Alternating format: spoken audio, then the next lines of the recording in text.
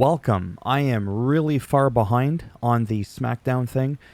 Life's been a little bit hectic. I got a really nasty sunburn. Even though I put some sunscreen lotion on, I've been doing some yard work, trying to fix the grass and all that sort of stuff to thatching. But I still want to make this video for the few people that do enjoy these. So on the 26th SmackDown, we had the 2024 draft. And if you're the champ, you were considered protected and cannot be drafted, and that is considered to be something new. So that was really, really cool. Backstage, Kayla Braxton with Paul Heyman talking about Roman Reigns and how he withdrew from being potentially drafted. So that is really interesting. Having a little nice cold Diet Pepsi. Sponsor me.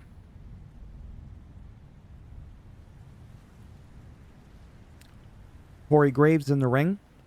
He brought out AJ Styles and Cody Rhodes for the contract signing for Backlash France. Cody's watch, second time in a week, by the way, it untied itself because every time he's near the stairs, he's always like fidgeting with his watch. I don't know why I'm mentioning that. And what was really cool, it was AJ's promo. He wasn't, you know what I mean, being disrespectful. He's like, actually, I respect you very much, Cody. We're two Georgia boys, blah, blah, blah. And there was no cheap shots. There was a handshake. There was a bit of tension, but it was very, very good. I really enjoyed that. And for the first round draft pick, as you could see here, Triple H decided to have Cody Rhodes announce the first picks. So that was really, really nice. So for round one, SmackDown, Bianca Belair, Carmelo Hayes, and then Raw, Jey Uso, Seth Rollins, and then Carmelo came out and challenged Cody Rhodes, which they would then have a match later that night. This made me sad, but not really. So Rey Mysterio and Dragon Lee defeated Legado del Fantasma. It was a good match. Carlito looked happy. And then as I was typing that and was taking my notes, they showed some footage because Santos Escobar came out and he was like, oh, guess who attacked Dragon Lee before Mania? And it was Carlito attacking Dragon Lee. And then Carlito turned on them all, attacked him. And I don't know what is going to come of Carlito, but either which way, I still very much appreciate him, right? It's just scripting. But I really did like him as a face. He had gotten like a huge pop when he came. I forget where it was, when they were in Puerto Rico. I forget the pay-per-view. But it was just a lot of fun. Either way, I am intrigued to see where Carlito's going to go.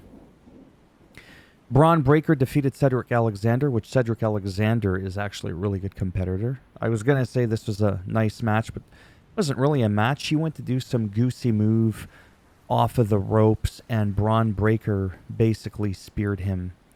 And I'm not saying he does, but as long as he doesn't have the charisma equal to that of a bag of rocks, I really think Braun Breaker can be like pretty big, like from a name perspective. He's like a believable, big brute that can go, and he's really fast. So right away when I think of Braun Breaker, I think of wanting to see a match between him and like a Brock Lesnar or something like that, like another powerhouse. What else do we got? All right. Well, before we get to this, backstage Tiffy time gets a match against Naomi, and it was Bayley's idea because they were like backstage and stuff like that. Then round two, SmackDown, Tori Wilson, and this is Michelle McCool. This is The Undertaker's... Give me 1 second, my phone keeps beeping. Sorry about that. So, just in case you didn't know, Michelle McCool, this is The Undertaker's real wife. And I don't know who she's married to, if anybody. But they're looking quite fit and good. So they announced the draft. So SmackDown gets Randy Orton, Nia Jax, and Raw gets Liv Morgan and Braun Breaker. And then a little bit more backstage, Paul Heyman greeting Solo, who isn't happy, didn't hold the door for him. Tama Tonga was there too. KO came out attacking Tama Tonga. So this was like really telling. It was just kind of bizarre because if you really think about Paul Heyman with Roman, I never sensed Paul Heyman fearing for his well-being. Whereas with like Solo, now that he's trying to flex his muscle, Paul Heyman looks very unsettled. And then ringside, Kayla Braxton with Bianca talking about the Kabuki Warriors match at Backlash France for the championship. And I think Jade Cargill is going to be in that match as well for the tag team, because I doubt it's going to be a 1-on-2. And then KO came out with Tama Tonga and Solo, and they were brawling all the way down to the ring. And then Randy Orton came out to help Kevin Owens, which to me was just really awesome. I really, really enjoyed that moment. And then for round 3, we had the Dudley Boys for the pick, and they were also at the Raw and SmackDown, like in the back office room. I don't know if they're like back on board or they always were, and I just didn't know that they were working for the WWE. I don't know. But LA Knight for SmackDown, along with Bloodline, including Solo, Tama Tonga, and Paul Heyman. So that Bloodline is there. I don't know what's going to happen to Jimmy Uso. I have no idea right now. And Roman Reigns, again, is staying on SmackDown. He's not going to be around for the foreseeable future. But when he comes back, all of the Bloodline is still going to be on SmackDown. So it's just going to be very interesting. Raw gets Ricochet and Sheamus. Naomi and Tiffy time was a good match. Ended in a no contest again because Nia Jax interrupts. Match was thrown out again. It's just so annoying.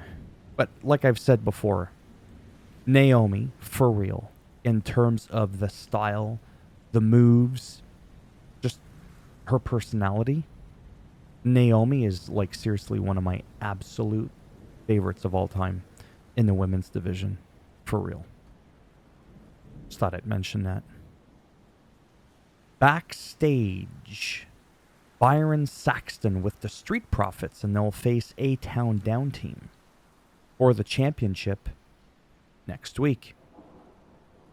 Final Testament shows violence backstage as they attacked someone. And I honestly am not too sure who it was, but I really, really love Karrion Kross, the AOP, the whole Final Testament thing. I'm very, very much digging it. I'm very involved in it emotionally. Round 4, Teddy Long and JBL. Man, JBL's a huge dude, eh? So anyways, SmackDown gets AJ Styles, Andrade. Raw gets Alpha Academy and Kiana James. Now, I'm not going to lie. I have no idea who that is. Probably somebody from NXT.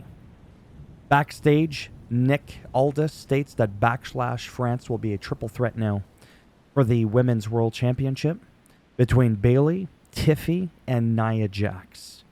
And Kevin Owens and Randy Orton against the Bloodline. That's going to be awesome. And then right here, Cody defeats Carmelo Hayes. It was a nice match. AJ came in. Looked like he was going to attack Cody, but he didn't. They shook hands. He just kind of wanted to, you know.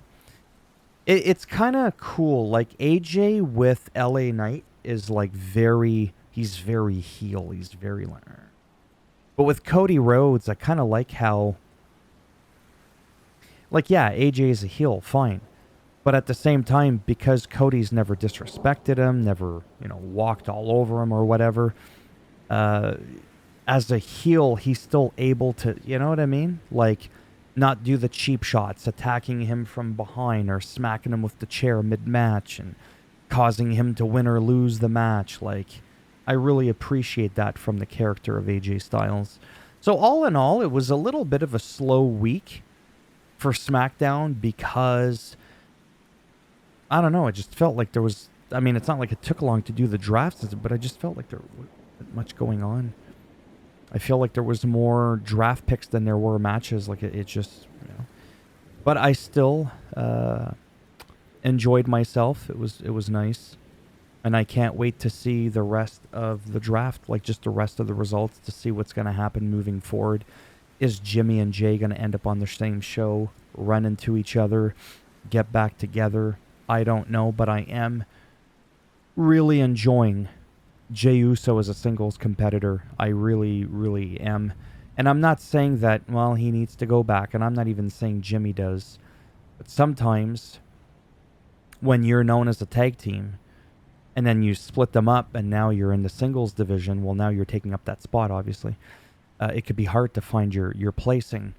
Prime example of that is the Rockers, Shawn Michaels and Marty Jannetty. Marty Jannetty, I might make a separate video on this, actually. Marty Jannetty, in the beginning of training for wrestling, back when it was the WWF, he was actually a better rounded wrestler than Shawn Michaels.